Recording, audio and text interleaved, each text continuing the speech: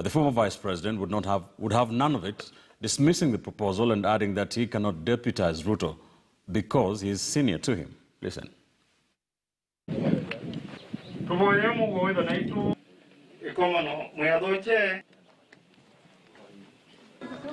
Karibuni sana wageni wetu.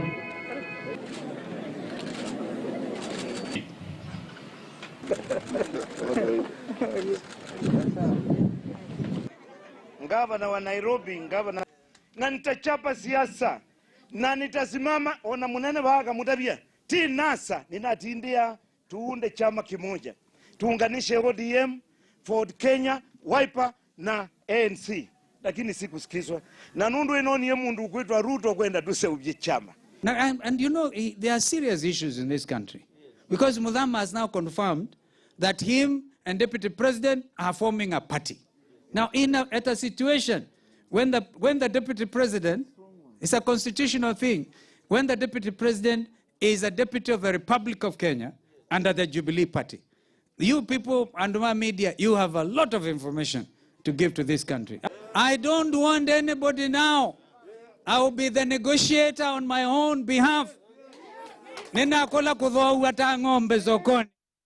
So he says he does not want anybody to negotiate for him, and he's tired of being bought like cattle in the marketplace. I want to ask to get into that and discuss about the Kamba nation and what's happening there politically going into 2022. Mark, I want to begin with you, but before we get into that, very quickly, I have to give you your right of reply. Kipchumba Karori accused you of defending corruption. Just 40 seconds only. What do you have to say to that?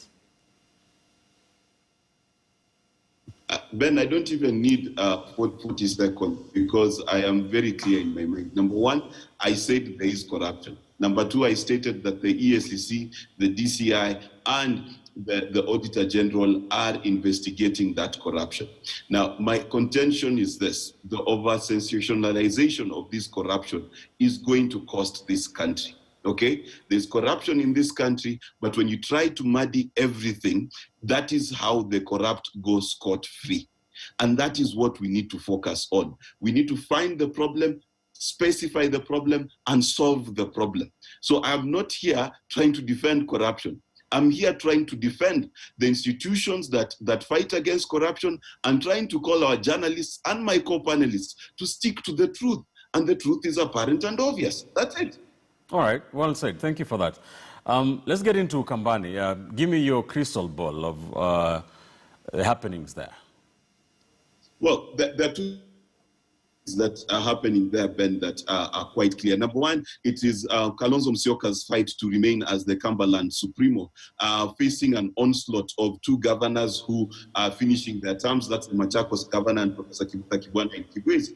Now, the problem with that is Kalonzo Musyoka has been in the political dark for a while, and he cannot seem to find his footing and show his people that he needs to remain as kingpin. Now he's facing this onslaught, and at the same time, one of his chief backers, Mutama, seems to have moved camp and has been seen hanging out with Boni Kalwale and the former senator for Mombasa. Now, what that does is that it puts Kalonzo both in a financial and political quagmire, and he needs to somehow find a way of seeming to stand firm, which is why he comes out to say that he is senior and it is him to be courted and not for him to be sold like cows in a market, as he said it. So what is critical and key for Kalonzo Musyoka is he's trying to find a way of remaining relevant and trying to find a way of fighting his way back to where he's supposed, where he thinks he's supposed to be. Whether he'll be able to do that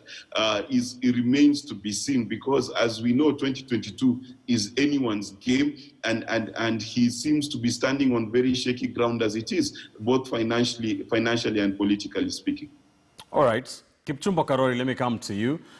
Kalonzo Musyoka seems to be facing a kind of uphill task to keep his voting bloc, his major voting bloc together. Kivutha Kibwana, the Makueni governor, has thrown his name into the hat. He wants to run for the presidency in 2022.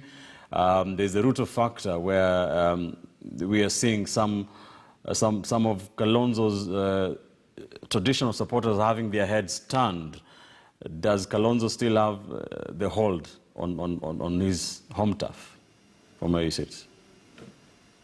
I think I will hate to be Kalonzo Musyoka in the current political scenario for two reasons. One, Kalonzo Musyoka is a person who, from where I sit, he cannot buy Mudhama's advice on a simple reason. One, Kalonzo Musyoka is a senior politician.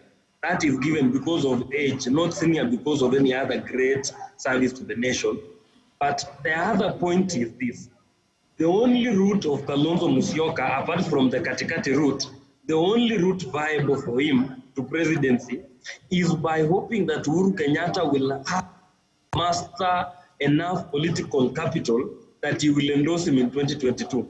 I don't see him being the man going to the next election who will stand and give the Kamba nation a direction in politics. Look at this. When you go back to Kamba politics, you have to realize that we have around 5 blocks in Kamba politics.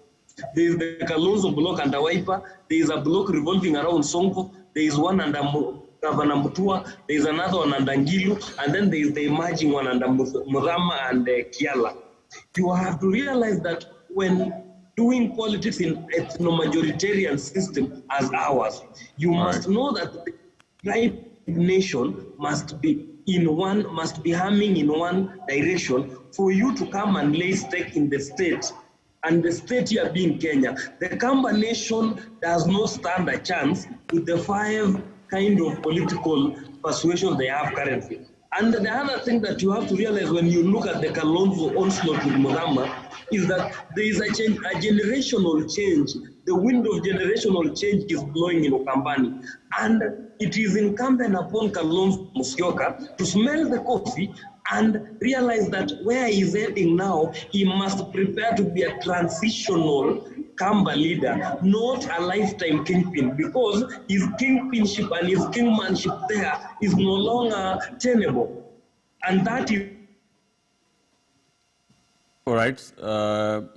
You seem to be losing Kipchumba there, but he was making a point. I wanted to ask him about the 5 blocks in Ukambani that he's talking about, but we'll get him back. Let me bring you into this, Roslyn.